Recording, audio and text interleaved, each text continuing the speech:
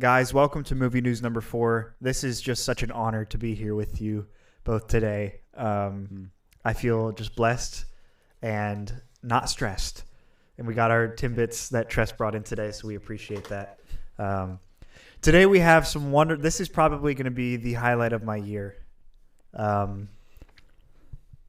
because a Marvel movie was canceled, but because we have the official announcement of the second Simpsons movie.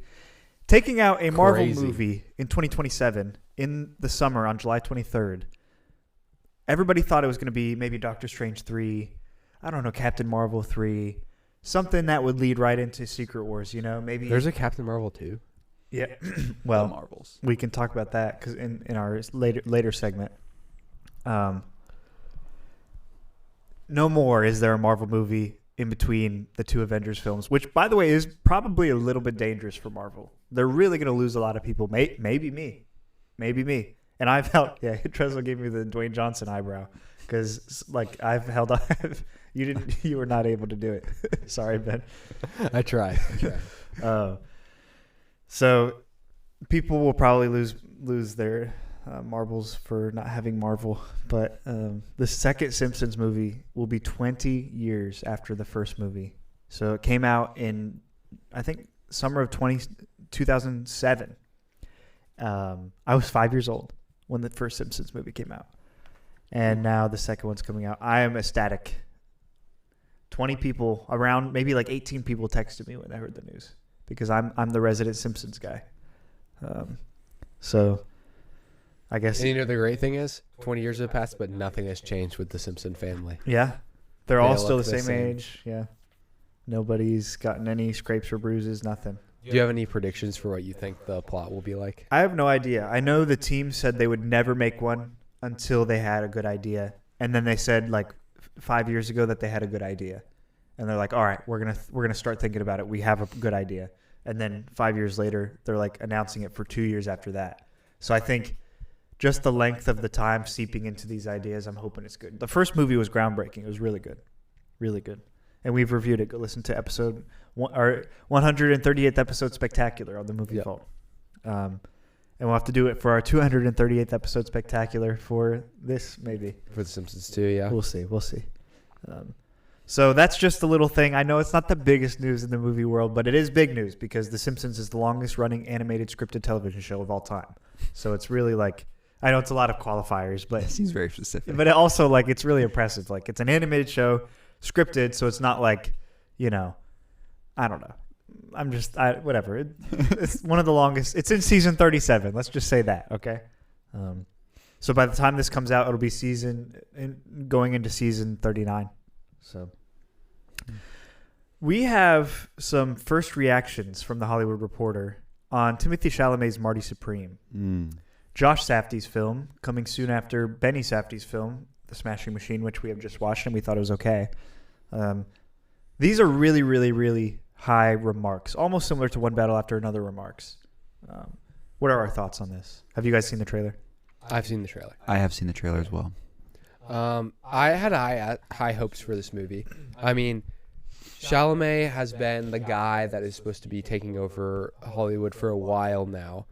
And you could argue he has already, but he still maybe lacks some really good signature performances in movies that aren't like tentpole franchise. And I'm still considering Dune like a franchise. Like, people will go watch Dune regardless of if Timothée Chalamet's in it. Mm-hmm. I know we're big Safdie brothers fans here. They hold a special place in our heart. But people aren't going to the theater because Josh Safdie made a movie, okay? Mm-hmm. They are going to see Tim Chalamet play some ping pong, play some table tennis. And it's a unique movie. In some ways, you could be regarded as a sports film. A24 clearly still has a good relationship with the Safdie brothers as they are producing both of these movies. This is probably one of their most high-profile movies in a while. Yeah. So since probably Everything Everywhere All at Once. Yeah. So that will definitely be big for them. Actually, sorry, since Civil War of last year. It's in that really highly regarded December theatrical release, which makes you wonder if it's going to be like a Oscar sort of push type thing for this movie, or they're just trying to go after the crowd that will be going to the theaters at Christmas. But I think, Timothée Chalamet has grown on me, just in general as a person, his personality, and I think he really could have the chops to pull this off and make this a bigger movie than you would think it would be. Yeah. Did you guys see the standing ovation it got? No. So How do you know this? It's crazy. I saw a video of in the theater when they first did the early screening, got a 6-minute standing ovation or something like that. And this isn't the one that everyone gets a standing ovation. That one's the French one. Oh, the can. Where, everything gets standing ovation. And there. if it has to be like a 30-minute standing ovation for it to matter. That's stupid. This is the New York Film Festival that it premiered at. So these are the Americans who don't give a crap about anything. Yeah, Americans will not give standing ovations for things. They will sit from their comfortable chairs and clap. They'll leave and they'll write a 1-star Google review about it. And of course, the cast is really interesting. Aside from Chalamet, as Tyler the Creator is in it, Tyler Okonma. Yeah, Mr. Wonderful is in this. Kevin O'Leary. Yeah, that's a crazy casting. Abel Ferrara. Is that not a crazy? It is. When I saw him, I was like, "Oh my gosh, that's Mr. Wonderful." But who else? Who's the Tyler Okonma lady in it? Oh, the lady beats me. Gwyneth Paltrow. Yes. Yeah, that's what I was I thought you were talking about someone else. Yeah, Gwyneth Paltrow plays like the love interest somewhat, but she's like older. Oh, really? She's like older. Ooh. Yeah. We got the cougar stuff going on. The cougar stuff going on. That'll surely draw the crowds. Thanks, Ben. So I think he didn't win it last year for the Bob Dylan biopic, which or A Complete Unknown, which that one's kind of like, I'm sure it's a fine movie, but I'd rather just watch a biography about Bob Dylan, to be honest. And it doesn't impress. I mean, you're just like intimidating. I don't know. It's a weird one. I get why it maybe wouldn't win. There's been so many musical artist biopics that one just kind of slips through the cracks. Whereas, how many biopics are there of a table tennis player? Not many. Exactly. And it's just it's an interesting premise. So I don't know. What are your thoughts, Zach?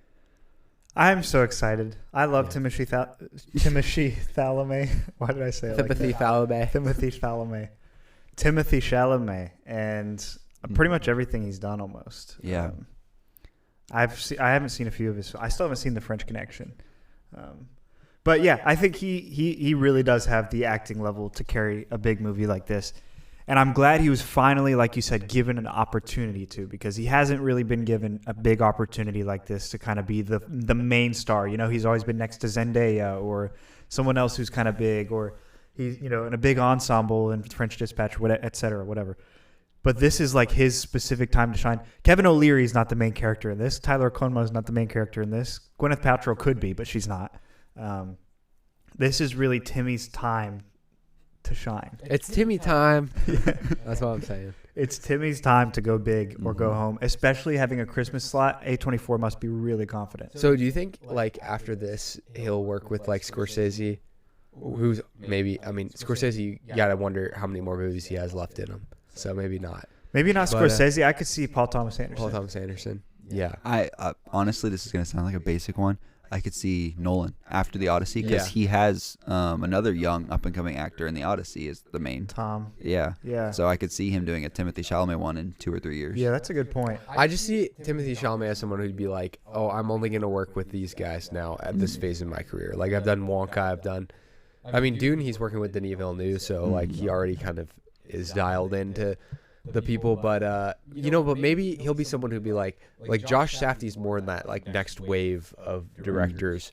He's made, Uncut Gems was a hit, but he's still younger than and less established than a Paul Thomas Anderson. Yeah. So Chalamet could be someone who helps some of these directors get opportunities as well, because definitely with a movie like Marty Supreme, you're it could have been produced, but it definitely helps to have someone like Timothée Chalamet to be yeah, this is one of the selling points of this movie. And he was in a Nolan movie, obviously, being Interstellar, but not very memorable. Yeah. It's a little different, though. Yeah.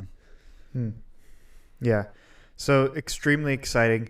I thought next we could go into some of the films that have underperformed in 2025 is it seems like a lot of films have lost money for their companies. How in much time do you have? 2025. Yeah, we have not that much time, but we'll go quickly through some of them. So first, let's not talk much about this because we already have so much. But Captain America: Brave New World really underperformed for Marvel. It lost money. It's a long play. It's a long. It was a long time coming too. I think everybody knew it was going to do bad. Mickey 17. Yeah, that one was a little bit set up for failure just because it seemed like it got delayed a lot, and then the marketing. It was maybe always going to be hard to market, and it's just like Parasite was such a sensation. It was going to be hard to live up to that. I think it wasn't a bad movie. Like I enjoyed it, but it was goofy, and I don't think it's what people were. It's our boy Robert. Yeah, Robert Pattinson. Snow White. Not surprised that one was controversial. It was Haven't doomed seen from it. the get-go. Yeah. Thunderbolts. That one's a little surprising. I think people just came off of like so many bad movies in Marvel that they weren't willing to give another chance. because it was like I didn't see it in theaters, but I like now that I have AMC subs, I would have. So Yeah, but you're one of the people who says it's surprising, but also didn't see it in theaters. yeah, I See guess what I you're mean? right. Like it kind I of didn't. like there's I a would- middle I section guess that could say it's I good. I represent the people who were just not going to go see a Marvel movie. Yeah, no matter exactly. Karate Kid what. Legends. I am absolutely not shocked that Karate Kid Legends did not. I saw this. I was like, oh, this is so stupid. It Why looked are we doing terrible. this? Like the trailer looks so bad.